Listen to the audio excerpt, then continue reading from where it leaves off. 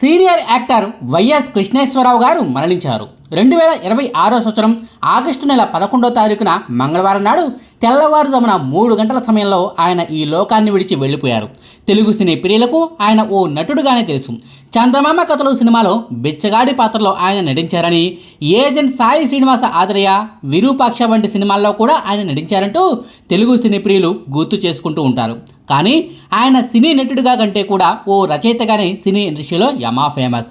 ఎన్నో super duper hit సినిమాలకు ఆయన కథలను రాశారు. అంతకుముందు ఏకంగా 1500కు పైగా నాటకాల్లో కూడా నటించారు. చిన్న వయసులోనే స్టేజ్ ఆర్టిస్ట్గా తన కెరీర్ను మొదలుపెట్టిన వైఎస్ కృష్ణేశ్వరరావు గారు అసలు సినీ ఇండస్ట్రీలోకి ఎలా అడుగుపెట్టారు? దాదాపు 50 ఏళ్ల వయసులో సినిమాల్లో నటించే ఛాన్స్ ఆయన్ను వెతుక్కుంటూ ఎలా వచ్చింది? నీలో రైటర్ లక్షణాలు కనిపించడం లేదని కామెంట్ చేసింది ఎవరు? అడుక్కోవడానికి వేళాపేళా లేదా అంటూ ఆయన్ను తిట్టింది ఎవరు? ఆయన చివరగా నటించిన విరూపాక్ష సినిమా వల్లే ఆయన ఆరోగ్యం మరింత విషమించిందా?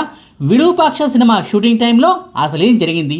చివరి రోజుల్లో ఆయన ఎలా మరణించారన్న వివరాలను ఈ వీడియోలో క్లియర్గా చెప్పుకుందాం. వైఎస్ కృష్ణేశ్వరరావు గారు గుంటూరు జిల్లాలోని బోడపాడు అనే గ్రామంలో జన్మించారు. కృష్ణేశ్వరరావు గారి తండ్రి పేరు హనుమంతరావు, తల్లి పేరు వెంకటరామమ్మ. కృష్ణేశ్వరరావు గారికి 3 అక్కయ్యలు, ఓ తమ్ముడు ఉన్నాడు. తమ్ముడి పేరు భాస్కర్ రావు. చిన్నతనంలోనే స్కూలుకు వెళ్లే రోజుల నుంచే నాటకాల పట్ల ఈ కృష్ణేశ్వరరావు గారికి మక్కువ ఎక్కువ. తల్లిదండ్రుల నుంచి గ్రీన్ సిగ్నల్ రావడంతో ఓవైపు చదువుకుంటూనే మరోవైపు నాటకాల్లో కూడా మరింతగా రాణించారు. కాలేజీ చదువు పూర్తయ్యాక ఆర్ఎంపీ డాక్టర్గా ప్రాక్టీస్ మొదలుపెట్టిన ఆయన ఎక్కువ కాలం మాత్రం నాటక రంగంలోనే కొనసాగారు. ఆయన తన జీవితంలో మొట్టమొదటిగా నటించింది వాపస్ అనే నాటకంలోనే. ఆ తర్వాత నటుడిగా నాటకాల్లో నటిస్తూనే ఒక్కో విభాగంపై పట్టును పెంచుకున్నారు. తానే స్వయంగా కథలను రాయటం మొదలుపెట్టారు. ఆ తర్వాత తాను రాసుకున్న కథలకు దర్శకత్వం కూడా చేస్తూ వచ్చారు. గొంగళి పురుగు, రోజూ చస్తున్న మనిషి, సంపద, పక్కింట్లో పుట్టండి, గుర్తు తెలియని శవం వంటి నాటకాల ద్వారా ఆయనకు ఎక్కువగా పేరు ప్రఖ్యాతులు వచ్చాయి. 20 ఏళ్ల వయసులోనే స్టేజ్ ఆర్టిస్ట్గా తన కెరీర్ను మొదలుపెట్టిన ఆయన ఏకంగా 1500కు పైగా నాటకాల్లో నటించారు. నాటక రంగంలో కొనసాగుతున్న రోజుల్లోనే నటుడు జీవా గారితో పరిచయం ఏర్పడింది. ఇద్దరు ఒకే జిల్లాకు చెందిన వాళ్ళు కావడంతో కృష్ణేశ్వరరావు గారు ఎప్పుడు హైదరాబాద్కు వచ్చినా జీవా గారితోనే ఉండేవారట. జయప్రకాష్ రెడ్డి గారు, గొల్లపూడి మారుతిరావు గారితోనూ కృష్ణేశ్వరరావు గారికి సన్నిహిత సంబంధాలు ఉండేవి. 1988 సంవత్సరం ప్రారంభంలో రోజూ చేస్తున్న మనిషి అనే నాటకాన్ని ప్రదర్శిస్తుంటే సినీ నటుడు, దర్శకుడైన ప్రభాకర్ రెడ్డి గారు చూశారట. మీరు సినీ ఇండస్ట్రీలోకి వస్తే మంచి ఛాన్సులు ఉంటాయి, మీకున్న టాలెంట్తో సినీ ఇండస్ట్రీలో కూడా మీరు మరింత సక్సెస్ అవుతారు అంటూ ప్రభాకర్ రెడ్డి గారు ప్రోత్సహించడంతో కృష్ణేశ్వరరావు గారు సరేనన్నారు. ప్రభాకర్ రెడ్డి గారి దర్శకత్వంలో వచ్చిన ప్రచండ భారతం అనే సినిమాకు డైలాగులను రాయడంతో మొదలైన ఆయన సినీ కెరీర్ ఆ తర్వాత రోజుల్లో ఎన్నో బ్లాక్ బాస్టర్ సినిమాలకు తెర వెనకే ఉండి రచనా సహకారాన్ని అందించారు. రాజశేఖర్ నటించిన అంకుశం సినిమా, మోహన్ బాబు గారు నటించిన శ్రీరాములయ్య సినిమాతో పాటుగా భద్రాచలం, ఎర్ర సముద్రం, జయమణదేర, పరశురాం, నేను సైతం, కూతురి కోసం, ఓసిని ప్రేమ బంగారం కాను, రూమ్మేట్స్, గోపి గోపిక గోదావరి, సరదాగా కాసేపు, చందమామ కథలు వంటి సినిమాల్లో కొన్నిటికి కథలను అందించడమే కాదు మరికొన్నిటికి రచనా సహకారం అందించారు. 2004 సంవత్సరం వరకు కూడా సినీ ఇండస్ట్రీలో ఓ రచయితగా తెర వెనకే ఉండిపోయిన కృష్ణేశ్వరరావు గారిని వెండి తెరపై కనిపించేలా చేసింది మాత్రం దర్శకుడు వంశీ గారే.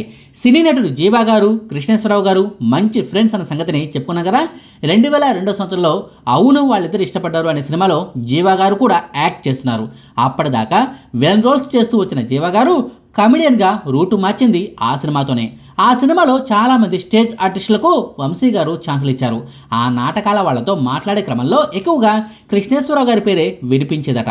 ఆయన రాసిన కథలో యాక్ట్ చేశానంటూ, ఆయన దర్శకత్వంలో నాటకాలే వేసేవాళ్ళమంటూ గొప్పగా చెప్పుకునేవారట.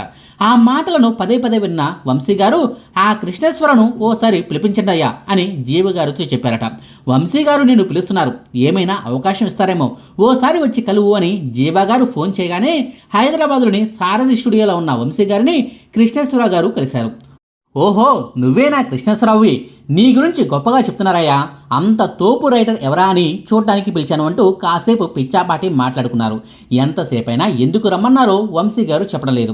నేను వెళ్ళిపోతానంటూ జీవాతో చెప్తే వంశీ గారికి కూడా ఓసారి చెప్పి వెళ్ళమని అన్నారట. దీంతో వంశీ గారి వద్దకు వెళ్ళి సార్ వెళ్ళొస్తాను అని కృష్ణేశ్వరరావు గారు చెప్పగానే వంశీ గారు ఆయన్ను తేరిపారా చూశారట. నువ్వు పెద్ద రైటర్వి అని వీళ్ళంతా చెప్తున్నారులే, కానీ నీలో రైటర్ లక్షణాలైతే నాకు కనిపించలేదు, కానీ నీలో మంచి యాక్టర్ ఉన్నాడయ్యా, నా తర్వాత సినిమాలో ఖచ్చితంగా నీకో వేషం ఇస్తా అంటూ ఆనాడే వంశీ గారు మాట ఇచ్చారట.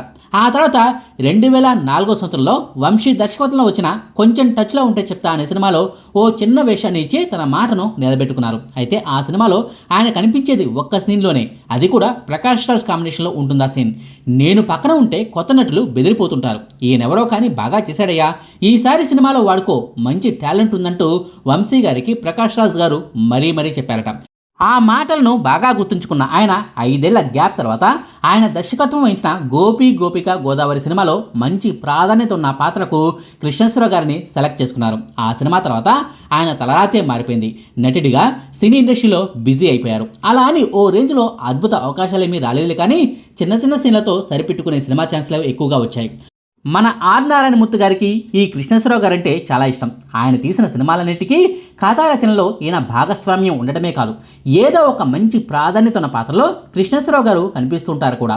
వీర తెలంగాణ, యూనివర్సిటీ పేపర్ లీక్ సినిమాల్లో కూడా కృష్ణేశ్వరరావు గారు నటించారు. సరదాగా కాసేపు, చందమామ కథలు, వెన్నెల్లో హాయ్, ఈడియట్, నాంది, విరూపాక్ష, ఏజెంట్ సాయి శ్రీనివాస ఆత్రేయ వంటి సినిమాల్లో ఈయనకు ప్రాధాన్యత ఉన్న పాత్రలు దక్కాయి. చందమామ కథల సినిమాలో ఈయన నటించిన బిచ్చగాడి పాత్రకైతే లెక్కలేనన్ని ప్రశంసలు దాయి. ఆ సినిమా షూటింగ్లో ఓ వింత ప్రయోగం కూడా చేశారట. బిచ్చగాడి వేషంలో ఉన్న కృష్ణేశ్వరరావు గారిని జూబ్లీ హిల్స్ చెక్ పోస్ట్ వద్ద దించారట. నిజంగానే బిచ్చగాళ్ళలో కలిసిపోయి వాళ్ళలో ఒకటిగా అడుక్కుంటుంటే, నువ్వెవరు, కొత్తగా మా ఏరియాకు వచ్చావంటూ వింతగా కొందరు బిచ్చగాళ్ళు చూశారట. కొందరు బిచ్చగాళ్ళైతే దాడి చేయబోయారట. ఓ సీన్లో ట్రైన్ ఎక్కేందుకు వెళ్తుంటే అడుక్కోవడానికి వేళాపాడా లేదా అంటూ ఓ పోలీస్ ఆయన ఈయన తిట్టారట. లాఠీ తీసుకుని అక్కడి నుంచి వెళ్ళగొట్టేందుకు ప్రయత్నిస్తుంటే వెంటనే కెమెరామెన్లు వచ్చి సార్ షూటింగ్ అని చెప్పడంతో వదిలేశారట. చందమామ కథల సినిమాలో ఈయన యాక్టింగ్కు నంది స్పెషల్ జ్యూరీ అవార్డు కూడా దక్కడం విశేషం. వయసు మీద పడిన తర్వాత సినిమాల్లో నటించడాన్ని ఆయన పూర్తిగా తగ్గించేశారు. 2023 సంవత్సరంలో వచ్చిన విరూపాక్ష సినిమాయే ఆయన చివరి సినిమా. ఓ రకంగా విరూపాక్ష సినిమాలో నటించడం వల్లే ఆయన ఆరోగ్యం మరింత దెబ్బతిందని చెప్పాల్సి ఉంటుంది. 2021 నుంచే ఆయన అనారోగ్య సమస్యలతో బాధపడుతున్నారు. ఆయనకు శ్వాసకోశ సమస్యలున్నాయి. లంగ్స్ ఇన్ఫెక్షన్ వల్ల ప్రతిరోజు మెడిసిన్స్ను వాడుతూనే ఉండేవాళ్ళు. మొదట్లో ఆయన హోమియో వైద్యాన్ని ఆశ్రయించారు. ఆ తర్వాత కొన్నాళ్లకు తప్పనిసరి పరిస్థితుల్లో ఆసుపత్రిలో ట్రీట్మెంట్ తీసుకోవడం మొదలుపెట్టారు. ఆ క్రమంలోనే 2023 సంవత్సరంలో విరూపాక్ష సినిమాలో నటించేందుకు ఆయన ఓకే చెప్పారు. ఆ సినిమా షూటింగ్ అరకులో ఉంటుందని మొదట్లో ఆయనకు తెలియదు.